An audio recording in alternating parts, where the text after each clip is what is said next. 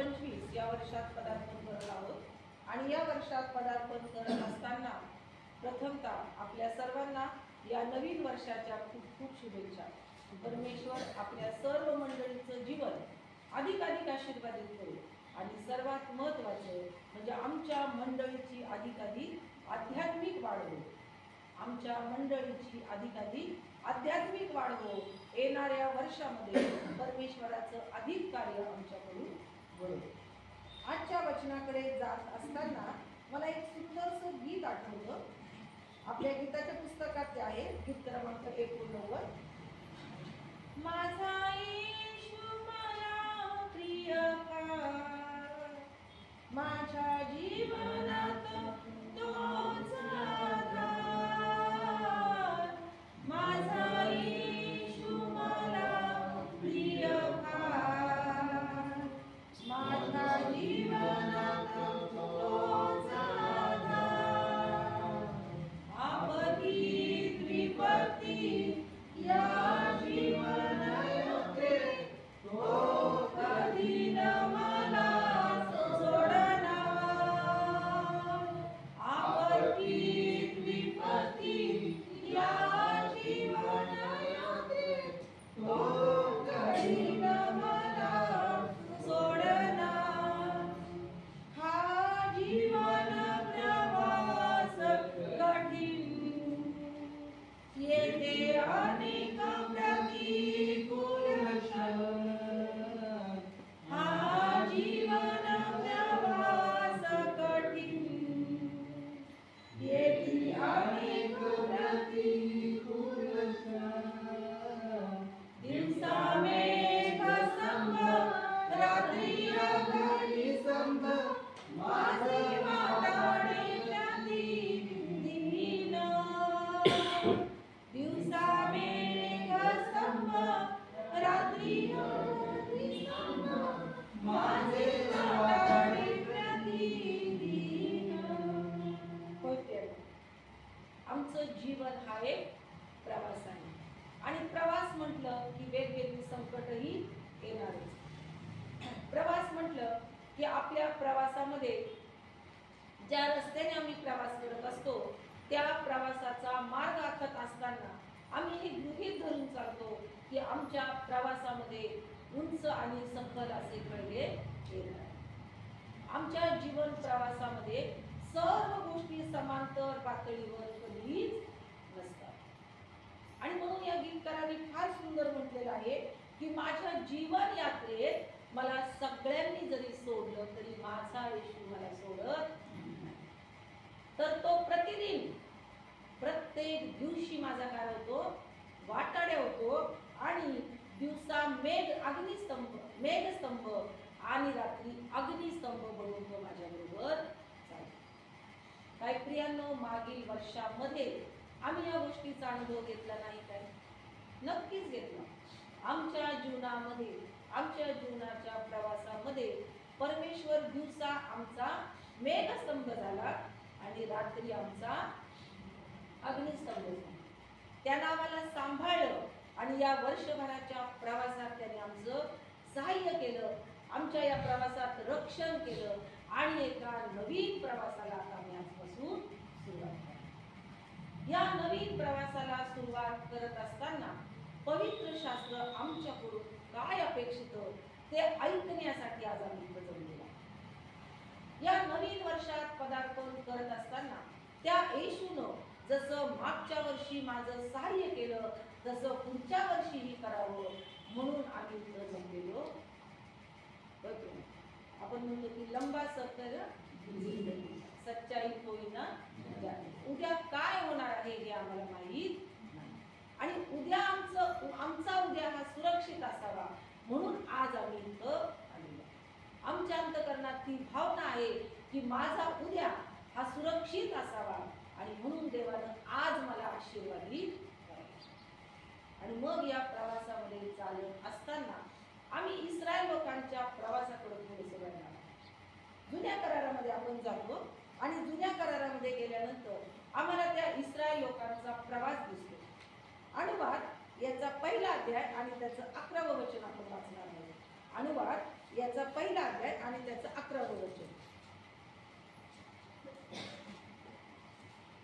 तुमच्या पूर्वजांचा देव परमेश्वर तुम्ही आता त्यांच्यापेक्षा सहज स्वादिष्ट करा. अनुवाद याचा पहिला अध्याय आणि 11वं वचन आपण वाचलेलं आहे. तुमच्या पूर्वजांचा देव परमेश्वर तुम्ही आता आहात त्याच्या सहस्त्रपट तुम्हाला वाढवो आणि आपल्या वचनाप्रमाणे तो तुम्हाला आशीर्वाद देवो. या वचनावर मनन करत असताना आम्ही पाहत आहोत की मजल दर मजल करत हे इस्रायल लोक त्या मिसर देशातून बाहेर पडलेले आहेत. आता बाहेर पडलेले असताना ते त्या रानामधून 40 वर्ष चालत आहेत आणि चालत असताना त्यांच्या डोळ्यापुढे एक उद्दिष्ट आहे आणि ते उद्दिष्ट हे आहे की त्याच अध्यायातील 8व्या वचनामध्ये आपण पाहूया. त्याच अध्यायातील 8वं वचन आपण वाचूया. आज एक पहा आम्ही तुझ्या पुढे ठेवला आहे म्हणून परमेश्वराने तुमचे पूर्वज अब्राहम, इसाक व याकोब यांना व त्यांच्या मागून त्यांच्या वंशजांना जो देश शपथपूर्वक देऊ केला आहे त्यात जाऊन तो वतन करून घ्या. त्यांच्या पुढे एक उद्दिष्ट आहे आणि ते उद्दिष्ट ते विश्वासाने गाठत आहे आणि ते उद्दिष्ट हे आहे की त्यांना देवाचं शपथपूर्वक एक वचन मिळालेलं आहे. ते वचन हे आहे की पहा हा देश मी तुझ्या पुढे ठेवलेला आहे. म्हणून परमेश्वराने तुमचे पूर्वज अब्राहम, इसाक, याकोब यांना व त्यांच्या मागून त्याच्या वंशजांना जो देश शपथपूर्वक देऊ केला आहे त्यात जाऊन तो वतन करून घ्या. परमेश्वर इस्रायल लोकांना एक शपथपूर्वक आज्ञा देत आहे की तुम्हाला काय करायचं आहे तर तुमच्यासाठी त्या तिथे मी काहीतरी ठेवलेलं आहे आणि तुम्हाला काय करायचं आहे तर जाऊन त्याचा काय करायचा आहे ताबा घ्यायचा आहे. मी ऑलरेडी तुमच्यासाठी काहीतरी ठेवलेलं आहे पण तुम्हाला हे करायचं आहे की तुम्हाला जायचं आहे आणि त्या देशाचा काय करायचा आहे ताबा घ्यायचा आहे. आणि मग त्या वचन दत्त देशाचं वर्णन जर आम्ही वाचलं तर दुधामधाचा देश, तांबे पितळ यांनी भरलेला देश, फळफळाव यांनी सुपीक जमिनीने भरलेला देश, असा हा देश मी तुमच्यासाठी ठेवलेला आहे आणि त्या देशात तुम्हाला आता जायचं आहे आणि त्याचा तुम्हाला ताबा मिळवायचा आहे. आणि देवानं दिलेल्या या आश्वासनावर विश्वास ठेवून गेली 40 वर्ष ही पिढी काय करत आहे पुढं पुढं चाललेली आहे. त्या कनान देशाकडे मजल दर मजल करत त्यांचा प्रवास चालू आहे. आता त्या कनान देशाच्या प्रवासामध्ये एका ठिकाणी हे येऊन पोहोचलेले आहेत आणि येऊन पोहोचल्यानंतर काय झालेलं आहे तर मोशे देवाचं वचन त्यांना विधित करत आहे. परमेश्वर मोशेशी आणि मोशे इस्रायलांशी, मोशेच्या द्वारे परमेश्वर इस्रायल लोकांशी संवाद साधत होता आणि मोठ्या विश्वासानं हे इस्रायल लोक मोशेचं ऐकत होते कारण त्यांना माहित होतं की मोशे जे सांगत आहे ते परमेश्वराने त्याला विधित केलेलं आहे. आणि आता मोशे इस्रायल लोकांना काय सांगत आहे तर तुमचा देव परमेश्वर याने तुम्हाला आता काय केलेलं आहे तुम्ही आता त्याच्या सहस्त्रपट तुम्हाला वाढवो. परमेश्वर तुम्हाला काय करो सहस्त्रपट वाढवो. सहस्त्र म्हणजे काय? परमेश्वरानं उत्पत्ती याचा पहिला अध्याय आणि त्याचा 28वं वचन. देवाने त्यांना आशीर्वाद दिला. देव त्यांना म्हणाला फलद्रूप व्हा, बहुगुणित व्हा, पृथ्वी व्यापून टाका व ती सत्तेखाली आणा. समुद्रातील मासे, आकाशातील पक्षी व पृथ्वीवर संचार करणारे सर्व प्राणी यावर सत्ता चालवा.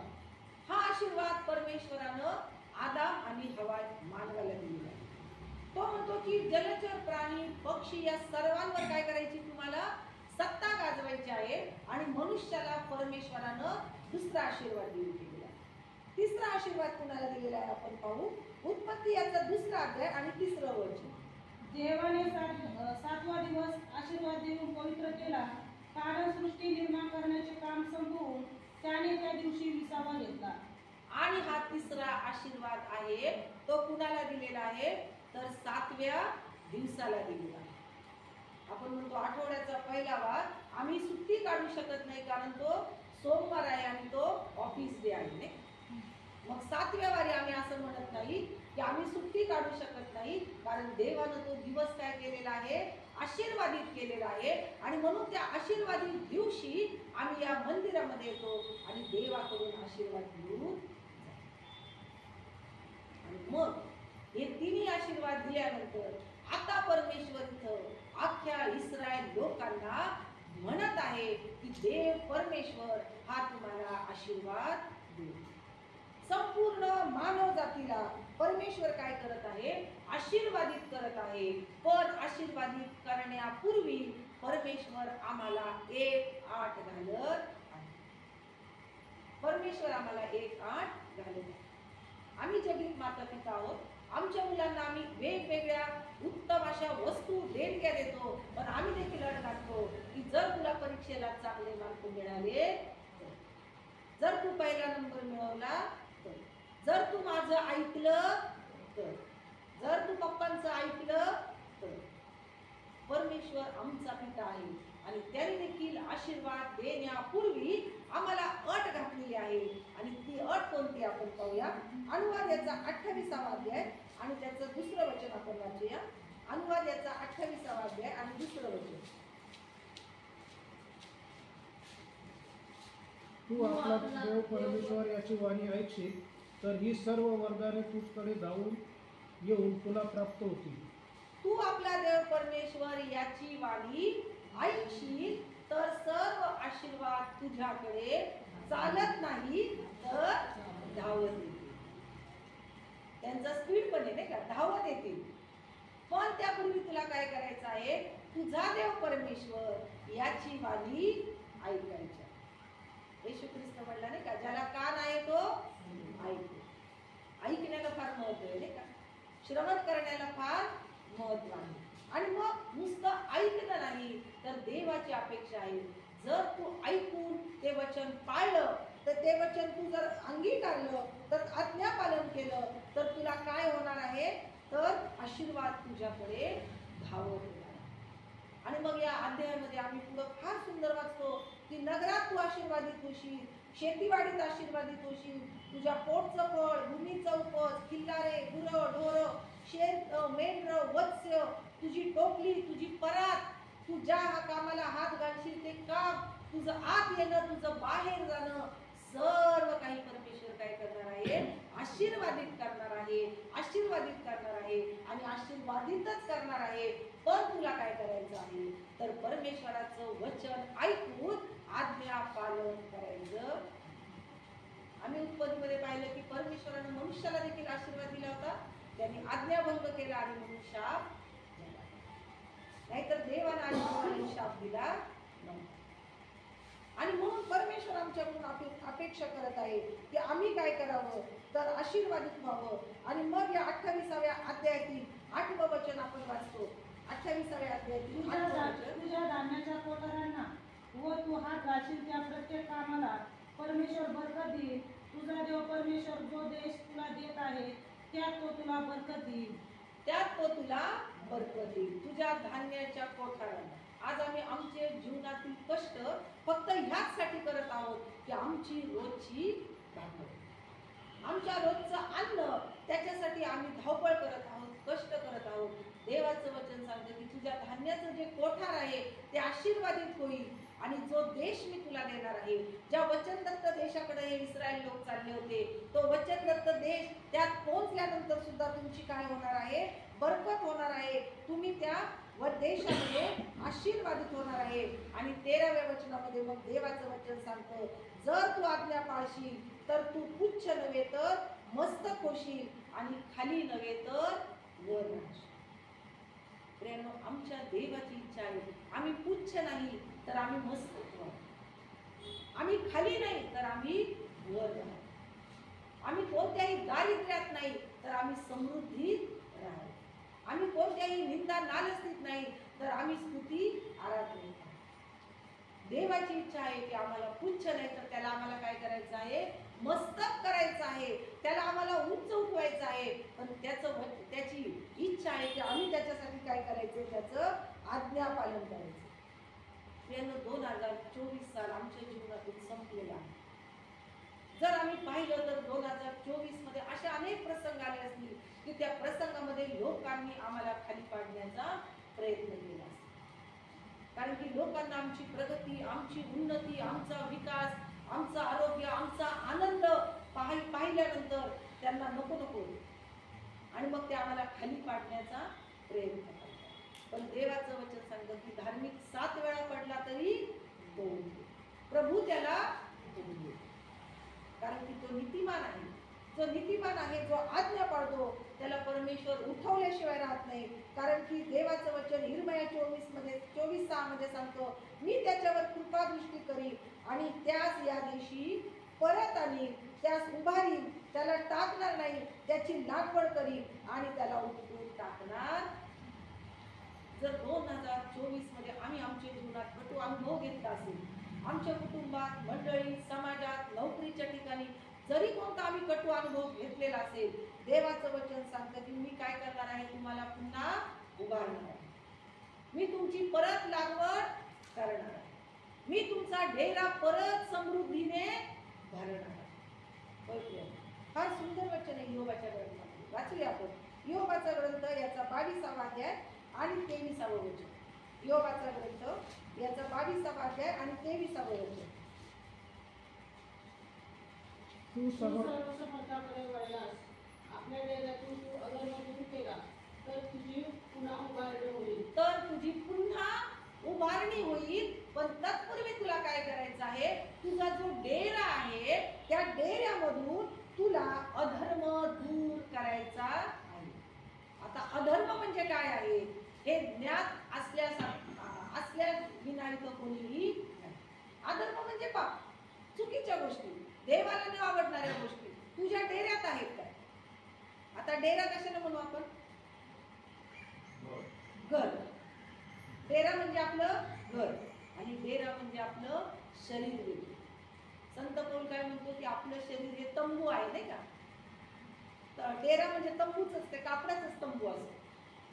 आपल्या घरातून, आपल्या कुटुंबातून, आपल्या मंडळीतून आणि आपल्या शरीररूपी डेऱ्यामधून, शरीररूपी तंबूमधून जोपर्यंत अधर्म आम्ही दूर करणार नाही, देवाचं वचन सांगतं जर तू ते दूर करशील तर मी तुला पुन्हा उभारेन.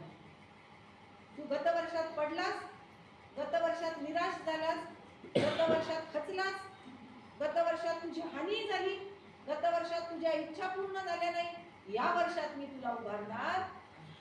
या वर्षात मी तुझं कुटुंब आशीर्वादानं भरणार नाही. या वर्षात मागच्या वर्षी राहून गेलेल्या गोष्टी मी पूर्ण करणार आहे. पण तत्पूर्वी तुला काय करायचं आहे, तुझ्या डेऱ्यातून अधर्म दूर करायचं आहे. आणि मग तू पहा की तुझ्यावर चालवण्यात येणारं कोणतंही शस्त्र चालणार नाही. एवढेच लोकांनी शाप, ते शाप आशीर्वादामध्ये बदलणारा आमचा परमेश्वर. जुन्या करारामध्ये आपण बलाम आणि बलाकाचं फार सुंदर उदाहरण पाहतो. इतकं सुंदर उदाहरण आहे ते. मोवाबाचा राजा जो आहे बलाक, या बलाकाने एकदा पाहिलेलं आहे, या मोवाबी लोकांनी पाहिलं की हे जे इस्रायल लोक आहेत यांची समृद्धी होत आहे, हे आनंदी आहेत आणि ते इतके बहुगुणित होत आहेत की त्यांनी देश व्यापून टाकलेला आहे. आणि मग हे मोवाबी लोक काय झालेले आहेत, आपला राजा बलाक याच्याकडे आलेले आहे आणि आपल्या राजा बलाकाला येऊन ते म्हणतात की बैल जसा शेतातलं गवत फस्त करतो तसा हा समुदाय आमचा भोवताल फस्त करील. म्हणून या इस्रायल लोकांना तुम्ही काय करा, शाप द्या. आज प्रियांनो, आमच्या आजूबाजूला पाहिलं तर ख्रिस्ती लोकांवर लोकांचा अधिक रोष आहे. आनंदी आहेत, समृद्ध आहेत, शांततेत जीवन जगणारे आहेत. आणि मग हा मोवाबी राजा जो आहे तो म्हणतो की मी काय करू, तर तो त्याला ऐकायला आलेला आहे बौराचा पुत्र जो बलाम आहे, तो बलाम काय करत आहे, तर तो जर शाप देतो तर लोकांना शाप लागतो, आशीर्वाद देतो तर आशीर्वाद. आणि मग या बलाकानं त्या बलामाला निरोप केलेला आहे, त्या बलामाला बोलवून घेतलेला आहे आणि त्याला सांगितलेलं आहे की मी तुला मोठ्या देणग्या देईन, पण तुला एक काम करायचं आहे, या इस्रायल लोकांना जे बहुगुणित झालेले आहेत त्यांना तुला शाप द्यायचा आहे.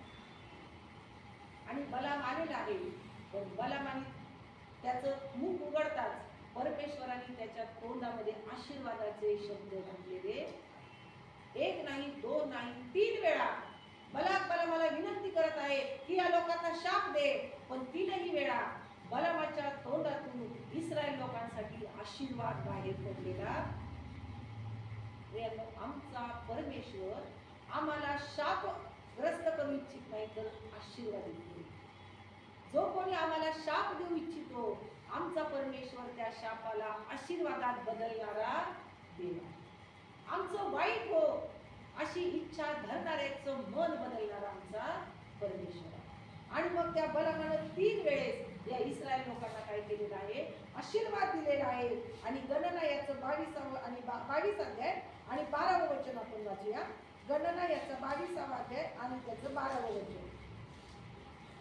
देव बालामास म्हणाला, तू यांच्याबरोबर जाऊ नको, त्या लोकांस शाप देऊ नको, कारण ते आशीर्वादित लोक आहेत.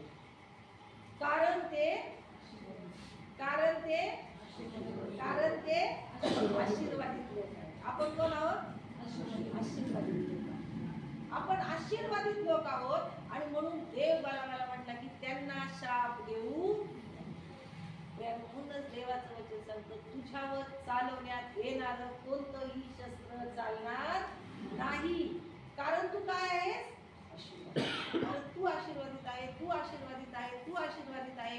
परमेश्वर म्हणतो हे माझे लोक आहेत, यांना कुणीही शाप देऊ नका, कारण ते आशीर्वादित लोक.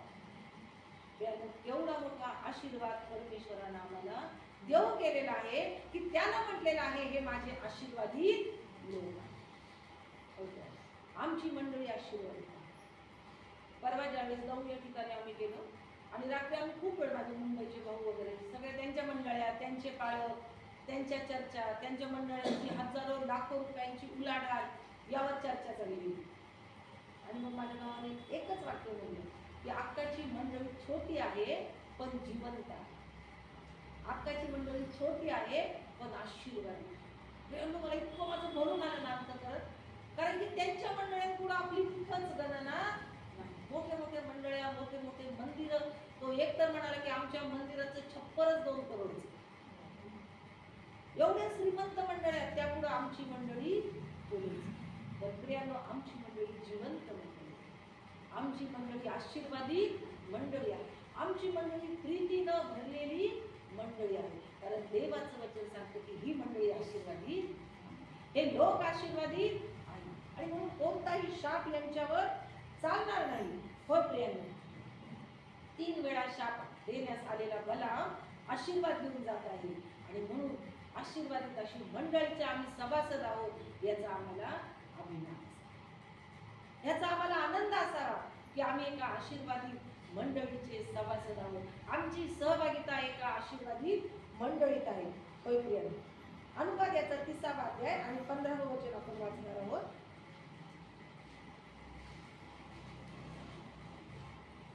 अनुवाद याचा 30वा अध्याय आणि त्याचं 15वं वचन. पहा, जीवन व सुख आणि मरण व दुःख हे आज मी तुझ्यावर दिलेले आहे. 16वं वचन वाचा. ती स्वर्गात नाही, आम्ही ती पाळावी, म्हणून आमच्यासाठी स्वर्गात सोडून जाऊन कोण ती आमच्याकडे आली आणि ती नाही, 30व्याच अध्याय. तू आपला देव परमेश्वर याच्यावर प्रीती कर, त्याच्या मार्गाने चाल आणि त्याच्या आज्ञा, विधी व नियम पाळ. ही आज्ञा आज मी तुला देत आहे, म्हणजे तू जिवंत राहून बहुगुणित होशील. आणि जो देश वतन करून घेण्यास तू जात आहेस, तेथे तुझा देव परमेश्वर तुला बरकत देईल. पुन्हा आपण त्या कनान देशाकडे आलेलो आहोत. आमच्या संदेशाची सुरुवात आम्ही केलेली आहे की इस्रायल लोक त्या कनान देशाकडे चाललेले आहेत. पुन्हा आम्ही त्या देशाकडे येत आहोत.